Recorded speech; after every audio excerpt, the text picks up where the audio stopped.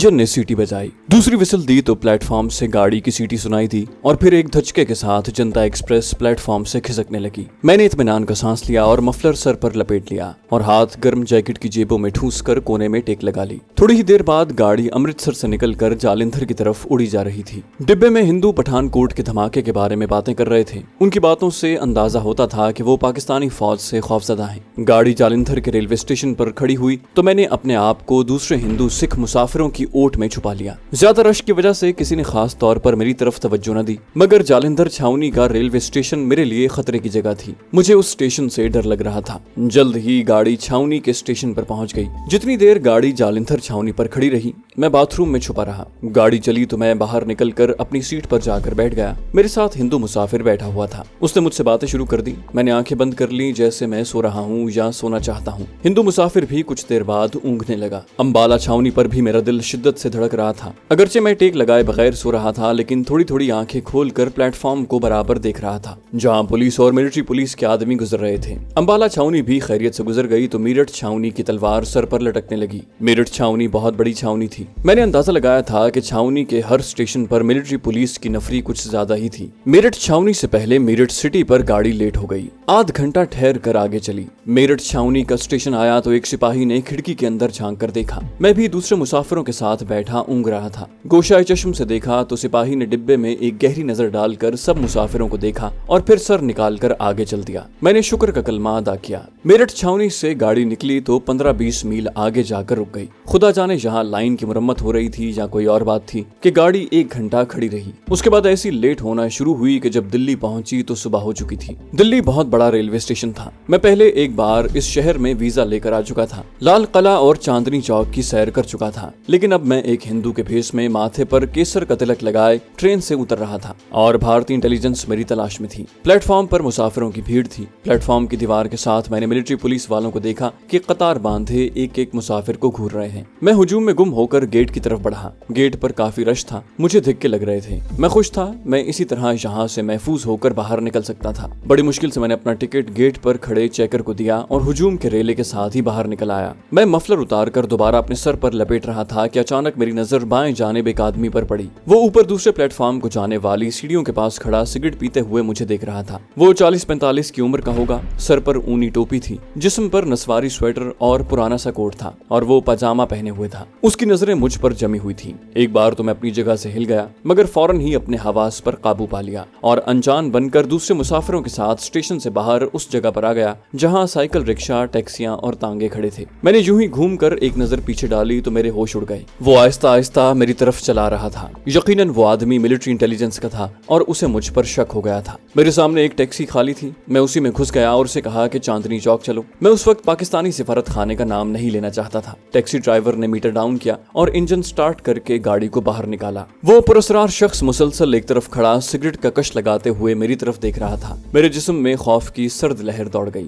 मैंने टैक्सी वाले से कहा कि जल्दी चलो। वो टैक्सी को निकाल कर सड़क पर ले आया। फिर उसका रुख चांदनी चौक की तरफ हो गया। मैं दिल्ली की सड़कों से इतना वाकिफ नहीं था, अलबत्ता चांदनी चौक और लाल किले को पहचान सकता था। टैक्सी की बारौनक सड़कों पर से लोग गुजर रहे थे। मैंने टैक्सी ड्राइवर से नाम पूछा तो मालूम हुआ कि वो मुसलमान है। मैंने शीशे में से पीछे निगाह डाली। कई एक गाड़ियां और रिक्शे सड़क पर हमारे पीछे आ रहे थे। मैं कोई अंदाजा न लगा सका कि वो आदमी वहीं रह गया है या मेरा ताकुब कर रहा है। जब टैक्सी 2-3 बाजारों में से गुजर गई तो मैंने ड्राइवर से कहा, तुम्हें मालूम है यहाँ पाकिस्तानी सिफारत खाना कहाँ है? वो बोला, हाँ जी, क्या आप वहाँ जाएंगे? मैंने कहा, हाँ, पाकिस्तानी सिफारत खाने चलो। टैक्सी वाला बोला, पहले कह दिया होता बाबूजी, अब चक्कर काट कर जाना पड़ेगा। मैंने कहा, कोई बात नहीं, मैं तुम्हें ज्यादा पैसे दे दूंगा। टैक्सी ड्राइवर ने एक चौराहे से टैक्सी घुमाई और एक तंग बाजार में से गुजर कर खुली सड़क पर आ गया। सड़क की एक जानिब ऊंची ऊंची इमारतें और दूसरी जानिब एक पार्क था। मैंने एक बार फिर गर्दन घुमाकर अकबी शीशे में से पीछे देखा। कुछ फासले पर एक टैक्सी चली आ रही थी। उसके अंदर सवारियां बैठी मुझे नजर न आई। कहीं वो कमबख्त मेरा ताकुब तो नहीं कर रहा, मैंने सोचा। फिर ये कहकर अपने आप को तसल्ली दी कि वो रेलवे स्टेशन पर ही रह गया होगा। टैक्सी एक फैशनेबल इलाके में पहुंच गई जहां बड़ी खूबसूरत कोठियां थी। सड़क के दोनों जानिब साफ सुथरे फुटपाथ बने हुए थे। इन फुटपाथों के ऊपर घने दरख्त जनवरी की सुनहरी धूप में चमक रहे थे। भारत की तैयार की गई एम्बेसडर कारें गुजर रही थीं। मेरी टैक्सी एक इमारत के गेट पर रुक गई। इस खूबसूरत बंगला नुमा इमारत की एक तरफ उर्दू और अंग्रेजी में सिफारत खाना पाकिस्तान लिखा हुआ था। उसे देखते ही मेरे अंदर एक नई ताकत आ गई। मुझे यूं लगा जैसे मैं पाकिस्तान में दाखिल हो गया हूँ। गेट पर एक भारतीय गुरखा सिपाही पहरा दे रहा था। मैंने उसे अंग्रेजी तेजी में कहा कि मैं पाकिस्तानी सफीर को मिलना चाहता हूँ। उसने एक दरवाजे की तरफ इशारा किया जहाँ एक छोटा सा कमरा बना हुआ था। ये इस्तकबालिया था। मैंने एक बार फिर पीछे घूम कर देखा। मुझे वो पुरस्कार मिलिट्री इंटेलिजेंस का आदमी कहीं नजर न आया। मैं इस्तकबालिया ऑफिस में घुस गया। वहाँ एक लड़की हीटर जलाए बैठी हुई थी। उसके लिबास से कतई अंदाजा नहीं हो रहा था कि वो हिंदू है या मुसलमान। उसने मुझे ऊपर से नीचे तक देखा और पूछा, फरमाइए। मैंने उसे कहा कि पाकिस्तानी कल्चरल अटैची से मिलना चाहता हूँ। वो मुझे नहीं जानते लेकिन मैं उन्हें जानता हूँ और उनके नाम एक जरूरी पैगाम लाया हूँ। लड़की ने मुझे बैठने का इशारा किया। मेरे माथे पर लगा हुआ तिलक मुझे हिंदू जाहिर कर रहा था। ये जाफरान का तिलक था। मैंने ट्रेन में दिल्ली के करीब पहुंचकर उसे बाथरूम में पानी से साफ करने की बहुत कोशिश की थी मगर वो मिट न सका। लड़की ने फोन पर किसी से कुछ बात की और मेरी तरफ देखती रही। मैंने मुस्कुरा कर कहा, मैं अहिंसा प्रोमो धर्मा सेवा स्मृति का नुमाइंदा हूँ। हम दिल्ली में एक समारोह करना चाहते हैं बर्नी साहब की प्रधानगी में। लड़की को शायद मेरे फंक्शन की सियासी अहमियत का एहसास हो गया था। उसने रिसीवर रख दिया और मुझसे मेरा नाम पूछा। मैंने अपना नाम दौलत राम बताया। उसने रजिस्टर में मेरा नाम दर्ज करके मेरे दस्तखत करवाए और चपरासी से कहा कि मुझे बर्नी साहब के पास ले जाए। चपरासी वर्दी पोश था। वो मुझे साथ लेकर सिफारत खाने के अकबी जानिब एक बरामदे में आ गया। यहाँ एक कमरे के बाहर कल्चरल अटैची बर्नी साहब का नाम लिखा हुआ था। मैं कमरे में दाखिल हो गया। एक शानदार मेज की दूसरी जानिब एक नौजवान बैठा सिगरेट पी रहा था। मेरी तरफ देखकर मुस्कुराया और बोला, फरमाइए महाशय जी, मैं आपकी क्या खिदमत कर सकता हूँ। मैं कुर्सी पर बैठ गया। वो मेज पर रखी एक डायरी के वर्क उलटने लगा और बोला, इस हफ्ते में मसरूफ हूँ। ये बताइए आपका समारोह कब हो रहा है। मैंने आहिस्ता से कहा, मैं हिंदू नहीं बल्कि एक पाकिस्तानी हूँ। कल्चरल अटैची का हाथ वहीं रुक गया। उसने चौंक कर मेरी तरफ निगाहें उठाई और बोला, पाकिस्तानी, आप कहाँ से आ रहे हैं? यहाँ हमारी बातें कोई और तो नहीं सुन रहा। वो बोला, जी नहीं, मगर बात क्या है? उसने सिगरेट शीशे के एक खूबसूरत चमकीले एस्ट्रे में बुझाते हुए कहा। मैंने कहा, मैं सफीर साहब से मिलना चाहता हूँ, आप मुझे उनके पास पहुँचा दें। उसके चेहरे से मुस्कुराहट गायब हो गई और उसकी जगह बेजारी का तासुर आ गया। वो रिवायती से सर्द लहजे में बोला, सफीर साहब तो इस्लामाबाद के एक जरूरी कॉन्फ्रेंस में शिरकत के लिए गए हुए हैं, मगर आपको क्या प्रॉब्लम है? क्या पासपोर्ट गुम हो गया है या फिर वीजा खत्म हो गया है? मैंने कहा, जी नहीं, इसमें से कोई बात नहीं है। वो बोला, तो फिर आप कौन हैं और पाकिस्तान से यहाँ दिल्ली किस तरह पहुंच गए हैं? मैंने एक लम्हे के लिए सोचा कि उस पर अपना राज जाहिर करना चाहिए या नहीं।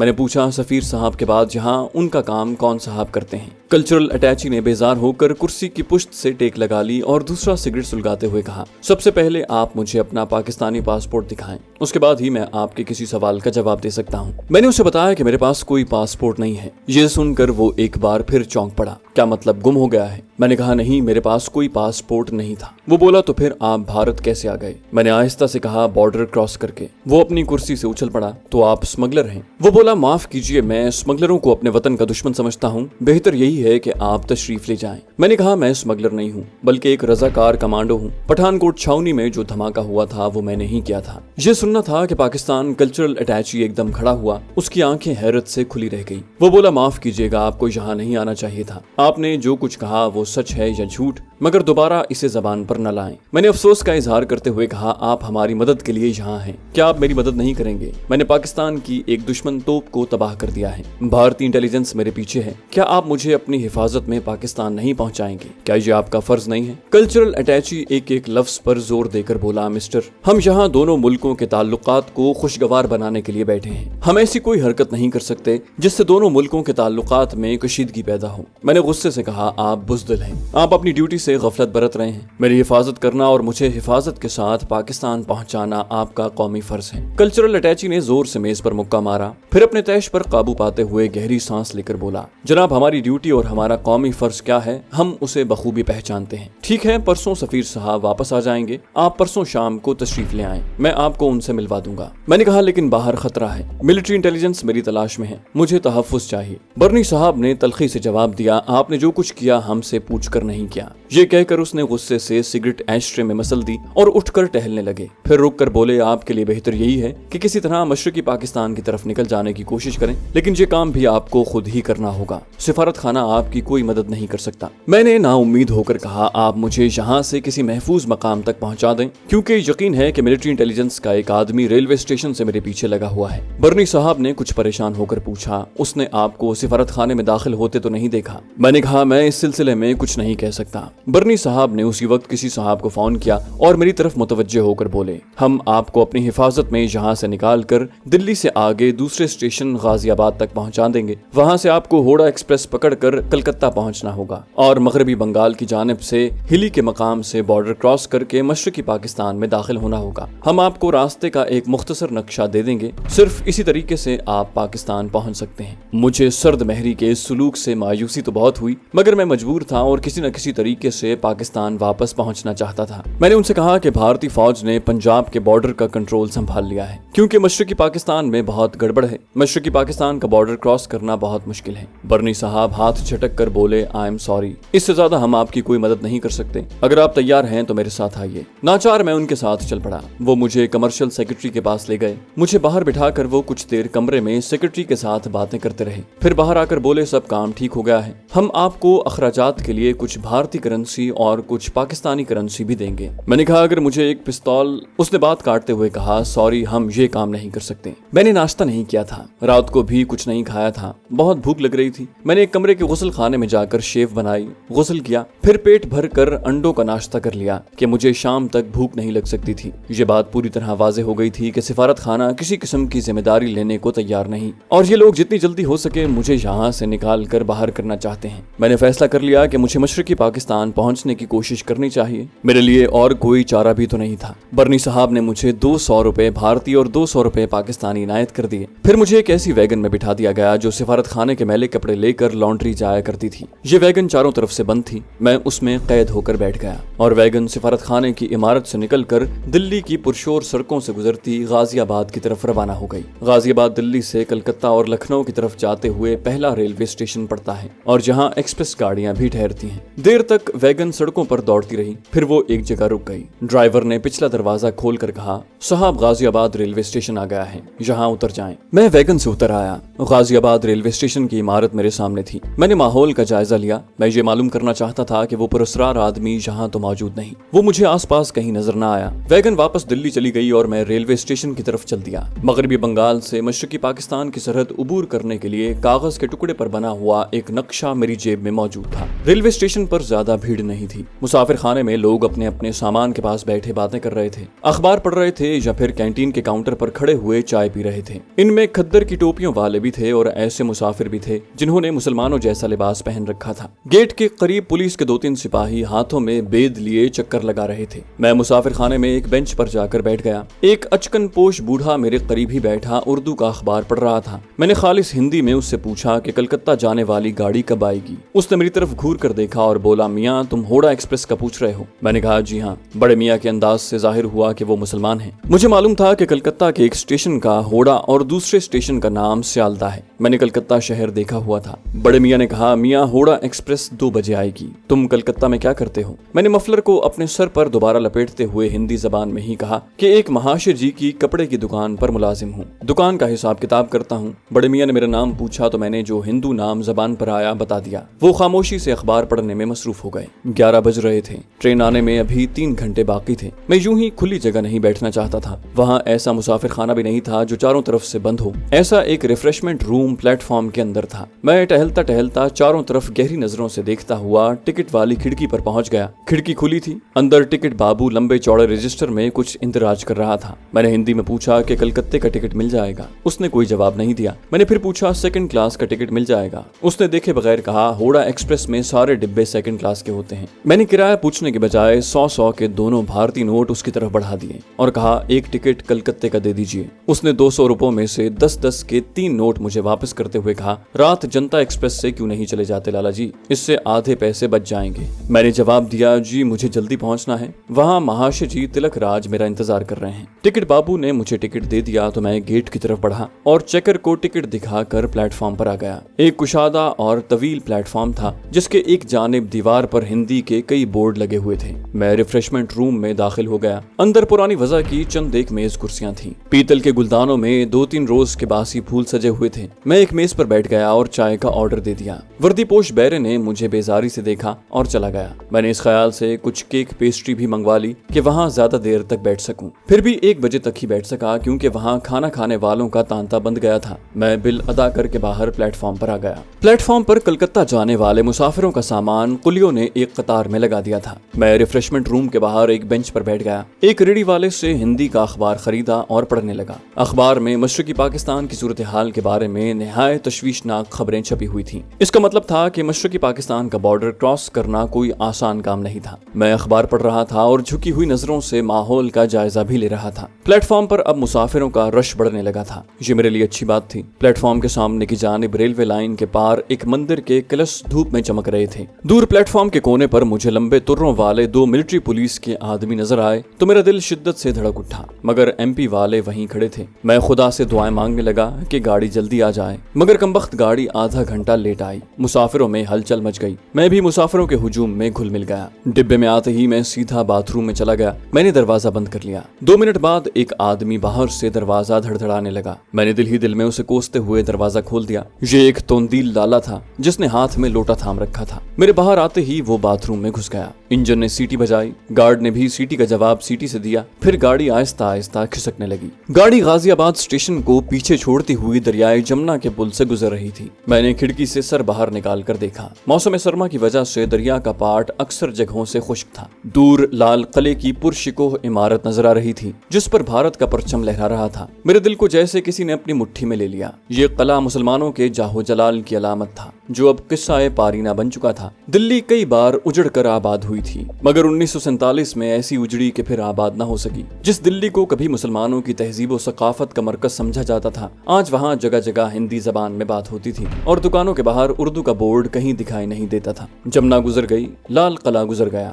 گاڑی کی رفتار پل پار کرنے کے بعد تیز ہو گئی تھی۔ سہارنپور آ گیا۔ یہاں ٹرین کچھ دیر رکی۔ پلیٹ فارم پر کافی رش تھا۔ یہاں بھی میں باتھ روم میں گھس گیا اور گاڑی چلی تو باہر نکلا۔ اس کے بعد لکھنؤ کے اسٹیشن پر گاڑی زیادہ دیر رکی رہی، لیکن میں زیادہ دیر باتھ روم میں نہ ٹھہر سکا۔ ایک مسافر اندر آنا چاہتا تھا، مجبوراً مجھے باہر نکلنا پڑا۔ یہاں پولیس اور ملٹری کے 2-3 سپاہی چل پھر رہے تھے۔ جتنی دیر ٹرین رکی رہی میرا رنگ اڑا رہا۔ میں نے احتیاطاً وہ کاغذ جس پر مشرقی پاکستان کے بارڈر کا چھوٹا سا نقشہ بنا ہوا تھا لپیٹ کر پاکستانی کرنسی کے 100 کے دونوں نوٹوں کے ساتھ اپنے جوتوں میں چھپا کر رکھ لیا۔ ٹرین لکھنؤ سے چلی تو میری جان میں جان آئی۔ ہوڑا ایکسپریس اب اسٹیشن پر اسٹیشن چھوڑتی ہوئی اڑی چلی جا رہی تھی۔ مغل سرائے کا اسٹیشن آ گیا۔ اس کا پلیٹ فارم کافی کشادہ تھا۔ میں اپنے کونے والی نشست میں دبکا بیٹھا تھا۔ آخر یہاں سے بھی ٹرین چل پڑی۔ آسنول سے بنگال کا رنگ شروع ہو گیا۔ اب جگہ جگہ ناریل کے جھنڈ نظر آنے لگے۔ چھوٹے چھوٹے گاؤں تھے، جھونپڑیوں جیسے مکان تھے جن کے آگے چھوٹے چھوٹے تالاب بنے ہوئے تھے۔ آسنول سے آگے نکلتے ہی شام کے سائے گہرے ہو گئے تھے اور پھر رات ہو گئی۔ ٹرین ساری رات اہم مقامات پر رکتی ہوئی چلتی رہی۔ سردی کی شدت میں کمی آ چکی تھی۔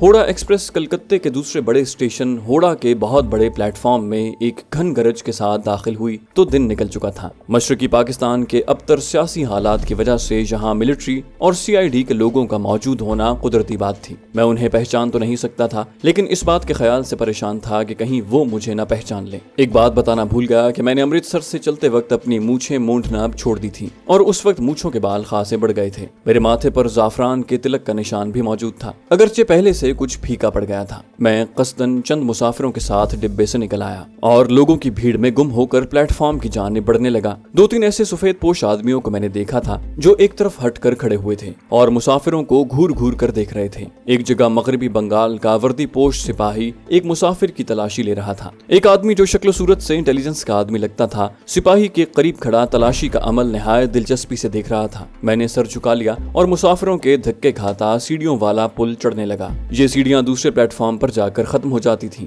گیٹ پر ایک بنگالی ٹکٹ چیکر کھڑا تھا۔ دوسرے مسافروں کے ساتھ میں بھی ٹکٹ تھما کر باہر نکل آیا۔ میں ایک طرف ہو کر مفلر گردن سے اتار کر تہ کرنے لگا کیونکہ کلکتے کا موسم زیادہ سرد نہیں تھا۔ اچانک ایک آدمی میرے قریب آ کر بولا، کہاں سے آ رہے ہو؟ میں اندر سے کانپ گیا مگر اوپر سے بڑے پر اعتماد انداز میں مفلر تہ کرتے ہوئے جواب دیا، دلی سے آ رہا ہوں۔ اور کہاں سے آنا ہے مہاراج؟ دلی میں کڑاکے کا پالا پڑ رہا ہے۔ اس شخص کا چہرہ سپاٹ تھا، صرف اس کی کرنجی آنکھوں میں ایک خاص قسم کی چمک تھی۔ پتلون اور بشرٹ میں ملبوس تھا۔ عمر 40 کے قریب ہوگی۔ بالوں میں کہیں کہیں سفیدی جھلک رہی تھی۔ مجھ پر نظریں گاڑے وہ نچلا ہونٹ دانتوں میں بار بار دبا لیتا تھا۔ دلی میں کیا کرتے ہو اور یہاں کس سے ملنے آئے ہو؟ اس کا اردو بولنے کا لہجہ کرنال والوں کا تھا۔ میں نے اسی اعتماد کے ساتھ جواب دیا، مہاراج دلی میں کھادی بنڈار والوں کی دکان پر کام کرتا ہوں۔ یہاں کلکتے کے سونا گاچی بازار میں ان کی دوسری دکان ہے، وہاں بدلی ہوئی ہے۔ اس نے ایک خطرناک سوال کیا، تمہارا سامان کہاں ہے؟ मैंने संभल कर जवाब दिया, सामान? महाराज, हम गरीबों का क्या सामान होगा, दुकान पर सब कुछ मिल जाएगा। लेकिन आप क्यों पूछ रहे हैं महाराज?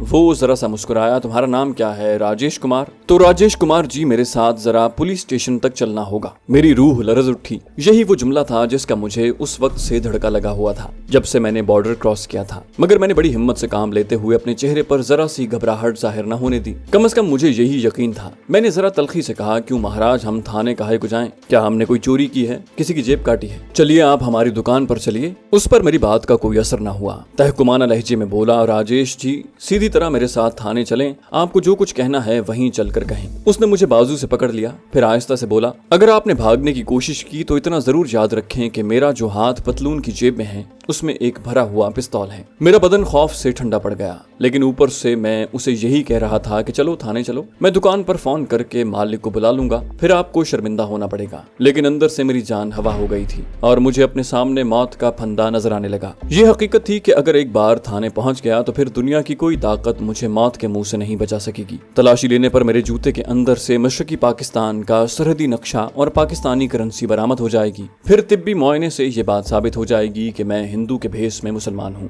गोया पाकिस्तानी जासूस हूँ। उसके बाद उनके लिए ये मालूम करना मुश्किल न होगा मैं वही कमांडो हूँ जिसने पठानकोट छावनी में प्रिया तोप तबाह की थी। मैंने तेजी से फरार होने के इम्कानात पर गौर करना शुरू कर दिया। इंटेलिजेंस का आदमी मजबूती से मेरा बाजू पकड़े मुझे कलकत्ता रेलवे स्टेशन से बाहर ले आया। उसने एक साइकिल रिक्शे वाले को इशारे से बुलाया और मुझे अपने साथ बिठा लिया। उसने मेरे बाजू में अपना बाजू डाल रखा था। मैंने कहा, लाला जी, मेरा कसूर क्या है, मैंने क्या अपराध किया है? इंटेलिजेंस वाला खामोश रहा। उसने रिक्शे वाले से कहा, कोलू टोला थाने चलो। बंगाली रिक्शे वाला सड़क पर एक जानिब रवाना हो गया। सड़क पर काफी ट्रैफिक थी, 2 मंजिला बसें गुजर रही थीं। बंगाली लोग साइकिल, गाड़ियों, बसों में और पैदल चल रहे थे। दोनों जानिब ऊंची ऊंची फ्लैटों वाली इमारतें थीं, जिनके फ्लैटों की गैलरियों में कहीं कहीं रंग बरंग साड़ियां सूखने के लिए डाल दी गई थी। मैं रिक्शे से छलांग नहीं लगा सकता था। इंटेलिजेंस वाले ने मेरे बाजू को अपने शिकंजे में ले रखा था और अगर मैं किसी तरह छलांग लगाने में कामयाब हो भी जाता तो वो पीछे से मुझे गोली मार देता। मैं बीच बीच में उसे कहता जाता था कि मैं अपराधी नहीं हूँ। थाने की बजाय मुझे सोनागाची के खादी भंडार ले चलो, तुम्हें सब कुछ मालूम हो जाएगा। मेरा मकसद सिर्फ इतना था कि वो किसी तरह मुझे पुलिस स्टेशन न ले जाए,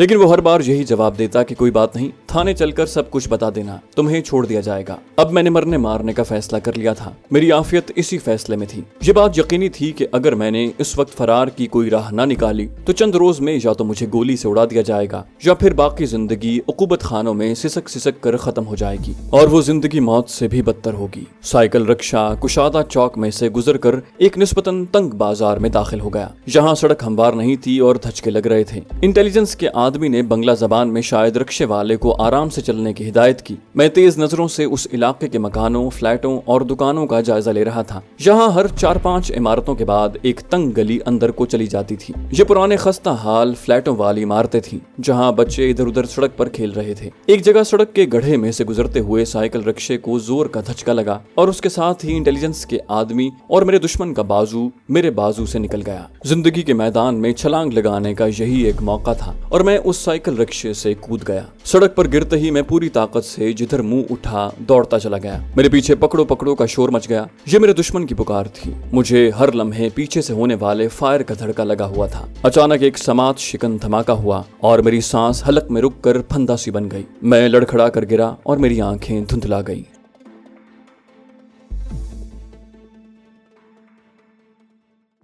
तो दोस्तों, ये थी हमारी आज की एपिसोड। उम्मीद करते हैं आपको हमारी कहानी पसंद आई होगी। जाने से पहले इस वीडियो को लाइक कीजिए और शेयर करना मत भूलिए। कमेंट करके हमें बताइए कि आपको हमारी वीडियो कैसी लगी, और अगर अभी तक आपने इस चैनल को सब्सक्राइब नहीं किया तो इसे सब्सक्राइब कीजिए और बेल आइकन दबाकर ऑल नोटिफिकेशंस ऑन कर लीजिए।